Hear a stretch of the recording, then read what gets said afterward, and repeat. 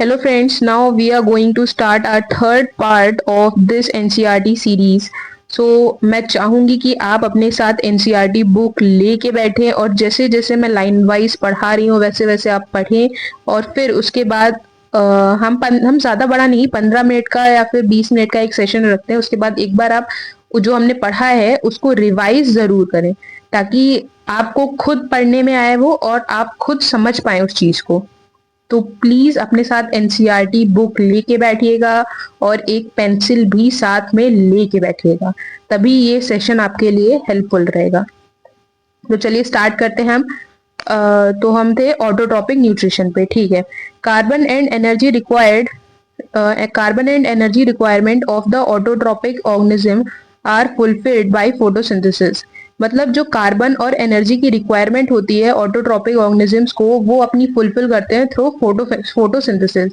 मतलब कार्बन एक तरीके से आप सोच सकते हैं कि फूड की और एनर्जी की रिक्वायरमेंट जो होती है वो फुलफिल करते हैं थ्रू फोटोसिंथेसिस, क्योंकि फोटोसिंथेसिस के थ्रू वो अपना फूड प्रिपेयर करते हैं और फिर उसी को यूटिलाइज करके एनर्जी रिलीज करते हैं।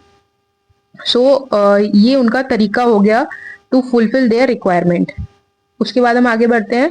It is the process by which autotrophs take in substances from the outside and convert them into stored form of energy. Photosynthesis एक तरीके का प्रोसेस है जिसके थ्रू ऑटोट्रॉप्स जो होते हैं अपना फूड प्रिपेयर करते हैं।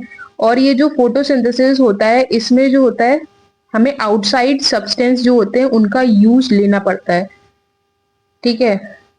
आउटसाइड सब्सटेंस मतलब कि जो इन्वायरमेंटल सब्सटेंस होते हैं उनका भी यूज पड़ता है। This material is taken in the form of carbon dioxide and water which is converted into carbohydrates in the presence of sunlight and chlorophyll। तो जो आउटसाइड सब्सटेंस की बात हम पहली मतलब सेकेंड लाइन में जो कर रहे थे वो हमें अब यहाँ पे बता दिया गया है कि वो जो आउटसाइड सब्सटेंस है वो कार्बन डाइऑक्साइड है, वाटर है और हाँ सनलाइट है और क्लोरोफिल है।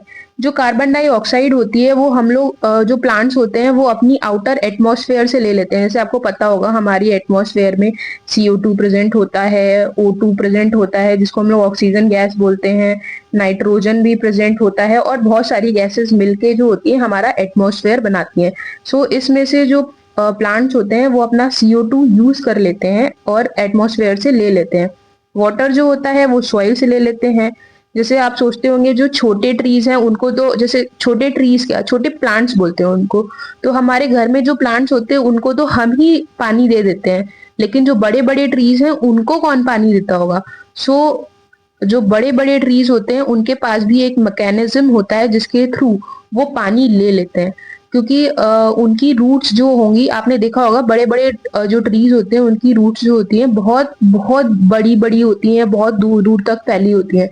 तो वो क्या होता है, अंडर वाटर जो होता है, जो ग्राउंड वाटर होता है उससे भी वो इतनी बड़ी हो जाती है कि वो ग्राउंड वाटर से भी या फिर जो मॉइस्चर होता है सॉइल में उससे भी वाटर जो होता है खींच लेती है, ठीक है। तो इस तरीके से जो बड़े ट्रीज होते हैं वो अपना जो होता है वाटर का जो रिक्वायरमेंट होता है वो पूरा कर लेते हैं थ्रू ग्राउंड वाटर और the water under the soil. फिर हम आगे बढ़ते हैं। और था सनलाइट। सनलाइट तो आपको पता है हम सन से लेते हैं। और क्लोरोफिल जो होता है ग्रीन कलर का पिगमेंट होता है जिसकी वजह से प्लांट ग्रीन होता है, ठीक है। तो उसकी हेल्प से जो होता है ये सनलाइट को ट्रैप करता है। जो क्लोरोफिल होता है वो सनलाइट को ट्रैप करता है जिसको यूज करके जो होता है प्लांट्स फोटोसिंथेसिस परफॉर्म करते हैं और अपना फूड बनाते हैं। फिर हम आगे बढ़ते हैं। Carbohydrates are utilised for providing energy to the plants. और जो कार्बोहाइड्रेट हमें जो एंड प्रोडक्ट मिला था इन चारों की हेल्प से, कार्बन डाइऑक्साइड, वाटर, सनलाइट और क्लोरोफिल, इन चारों की हेल्प से जो हमें हमारा बाई प्रोडक्ट नहीं जो मेन प्रोडक्ट है मिला था उसको हम लोग बोलते हैं कार्बोहाइड्रेट, जिसको हम लोग बोलते हैं स्टार्च। फर्स्ट होता है स्टार्च, ठीक है। फर्स्ट होता है ग्लूकोज। पहले फोटोसिंथेसिस से बनता है ग्लूकोज और प्लांट जो है ग्लूकोज को जो होता है स्टोर करते हैं इन द फॉर्म ऑफ स्टार्च।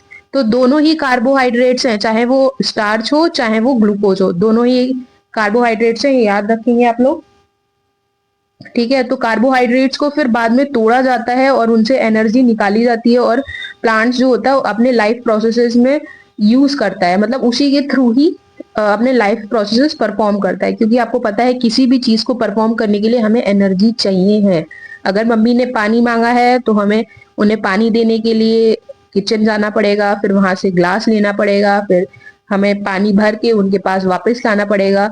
ठीक है, तो हमें उसके लिए, इस पूरे प्रोसेस के लिए हमें एनर्जी कुछ खर्च करनी पड़े ना। सो हमारे पास कोई भी प्रोसेस को परफॉर्म करने के लिए एनर्जी होनी ही चाहिए।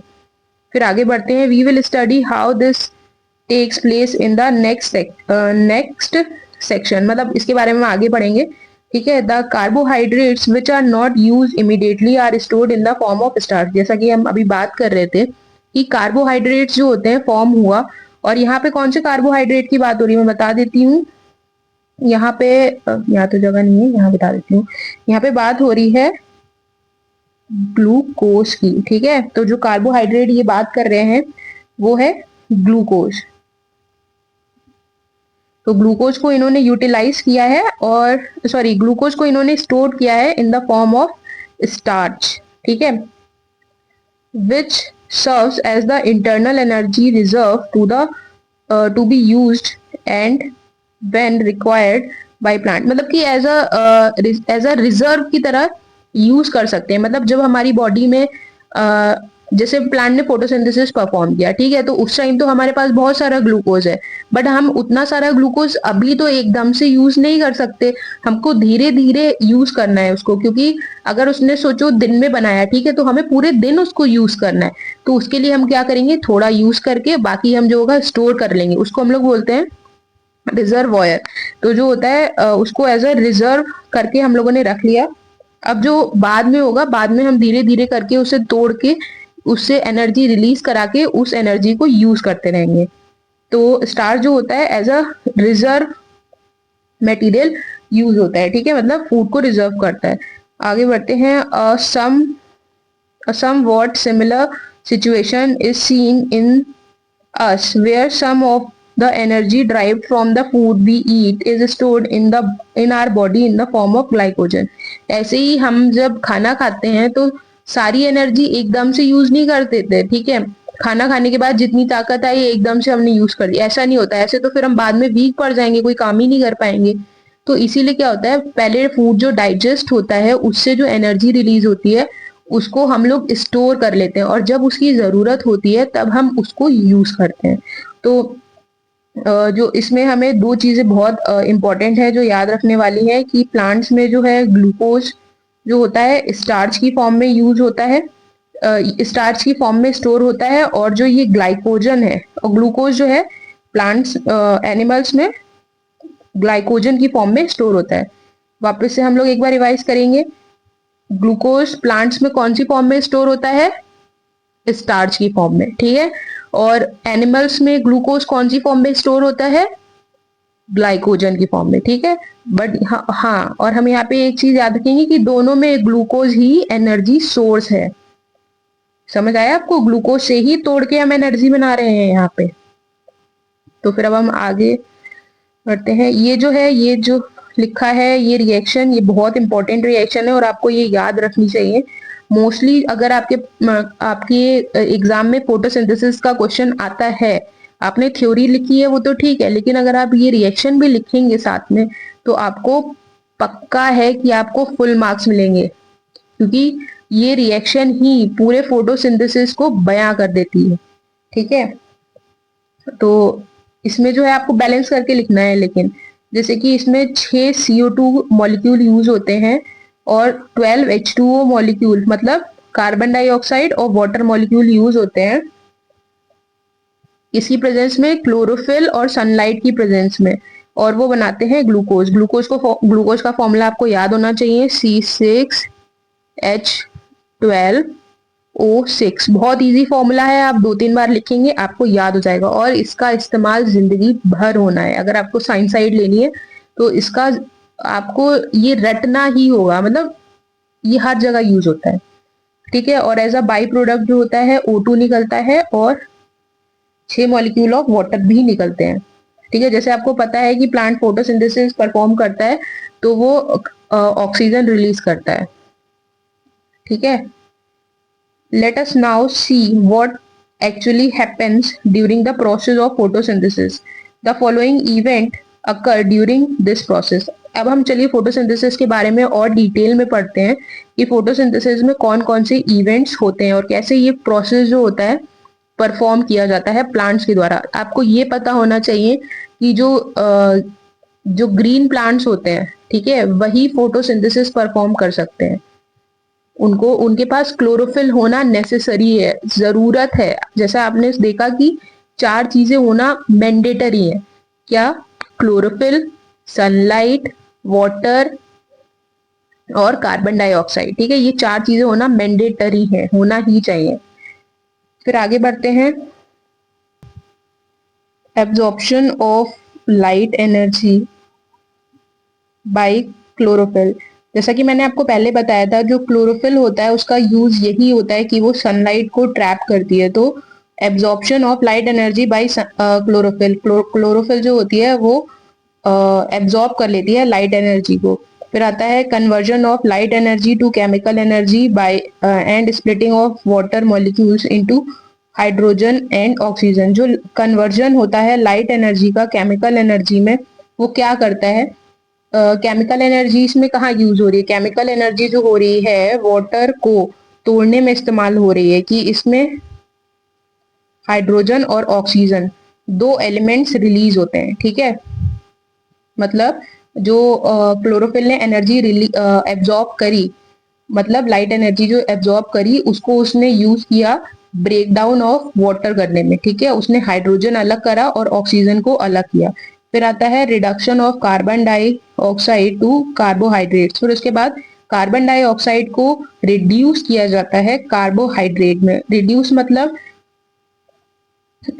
मतलब उसका जो ऑक्सीजन वाला कंपोनेंट है ना, उसको निकाल दिया जाता है। ठीक है, और उसको कन्वर्ट कर दिया जाता है कार्बोहाइड्रेट में। कार्बोहाइड्रेट कौन सा?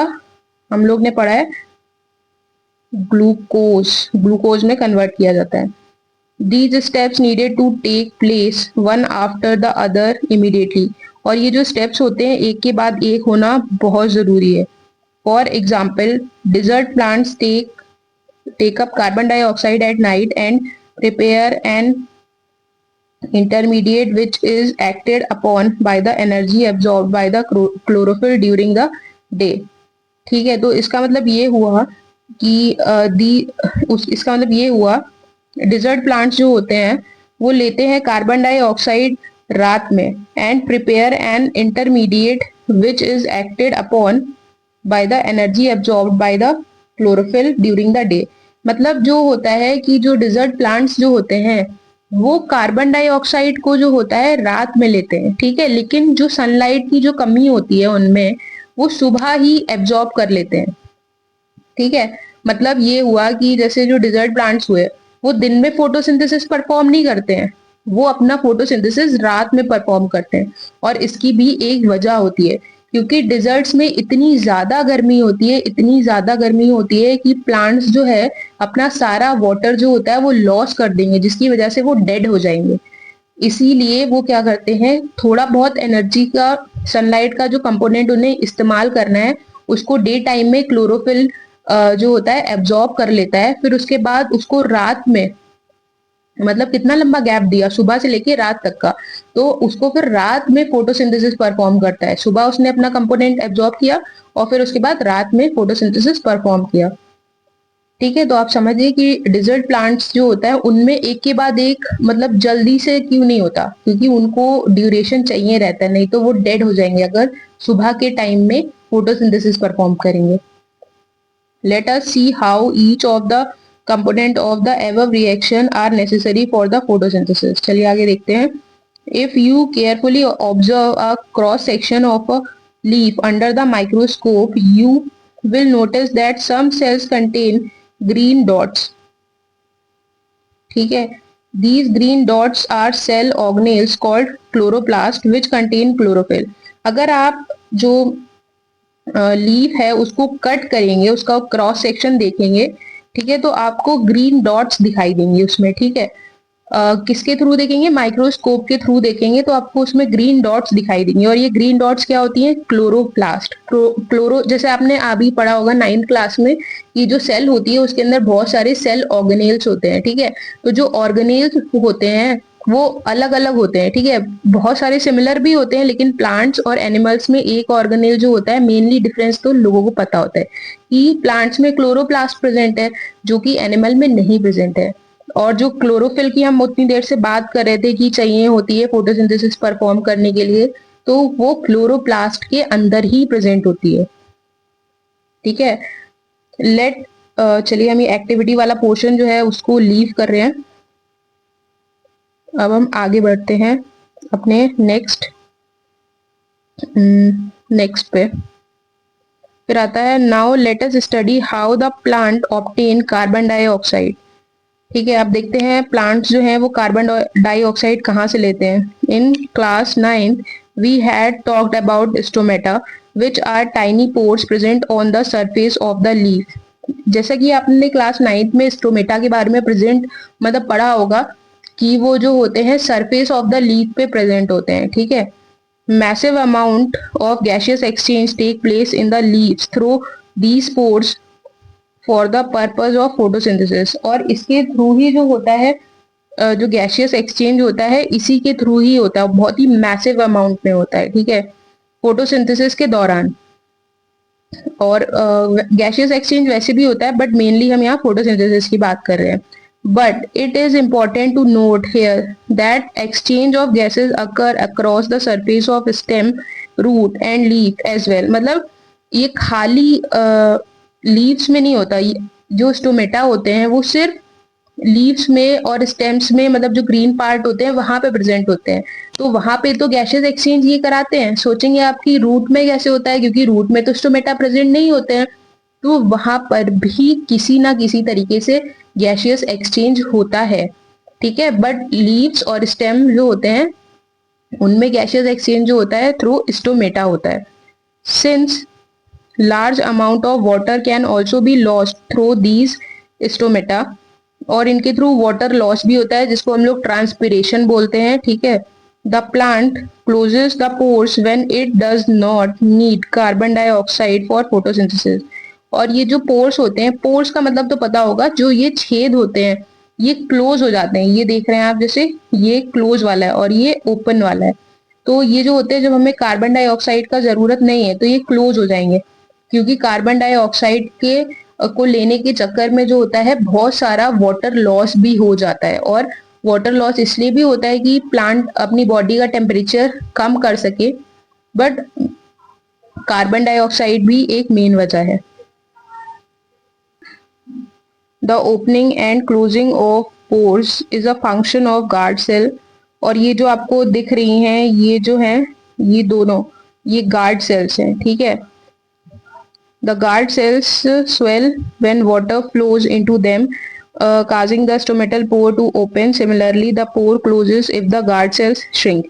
तो चलिए मैं इस डायग्राम को आपको पहले अच्छे से समझा देती हूँ। तो ये जो दे रखी है मैं आपको दिखाना चाहती हूँ। ये जो है ये पूरा जो है लीफ का सरफेस है, ठीक है।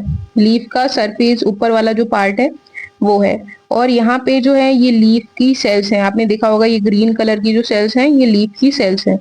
और ये जो है ये बीन शेप्ड जो स्ट्रक्चर्स आपको दिख रहे हैं ये गार्ड सेल्स हैं। और इस टाइम क्या होता है, गार्ड सेल्स जो होता है ओपन होने के लिए क्या करती हैं, वाटर को एब्जॉर्ब करती हैं। तो इन्होंने इस टाइम वाटर को एब्जॉर्ब करा हुआ है, तभी ये स्वेल अप हो गई, मतलब फूल गई है, जिसकी वजह से क्या है इनके बीच का जो पोर है वो एक्सपोज्ड हो गया है। मतलब इतनी ज्यादा बीन्स, आपने देखा होगा कि जब दो राजमा है, ठीक है, अगर उनको आप रखना चाहें, अगर ऐसी शेप में रखेंगे तो बीच में एक होल दिखेगा, तो उसी तरीके का होल इसमें इस टाइम आपको दिख रहा है। और यही वो स्टोमेटल पोर है जिससे गैसियस एक्सचेंज होता है और वाटर लॉस भी होता है through transpiration.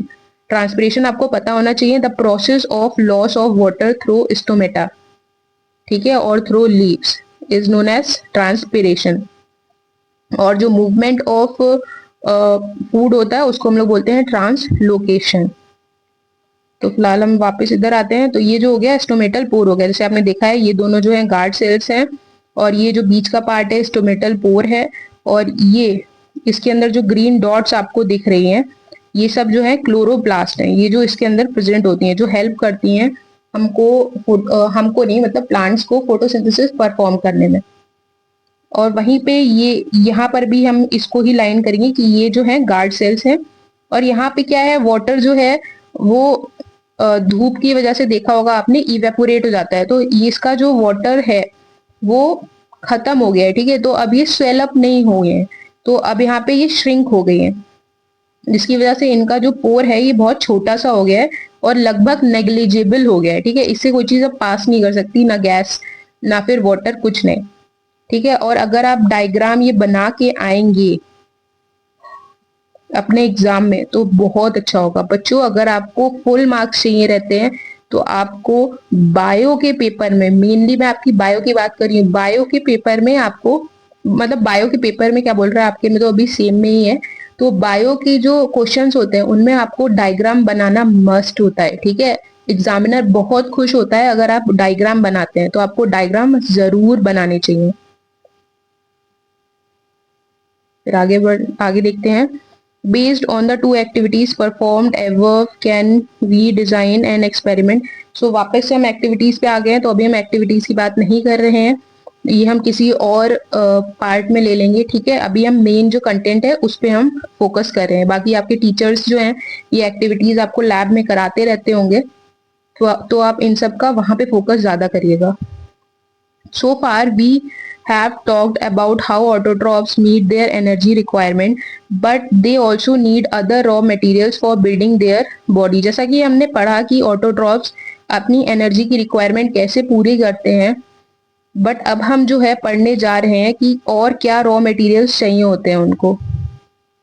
Water used in photosynthesis is taken up from the soil by the root in terrestrial plants. Other materials like nitrogen, phosphorus, iron, magnesium are taken from the soil. Nitrogen is the essential element used in the synthesis of protein and other component.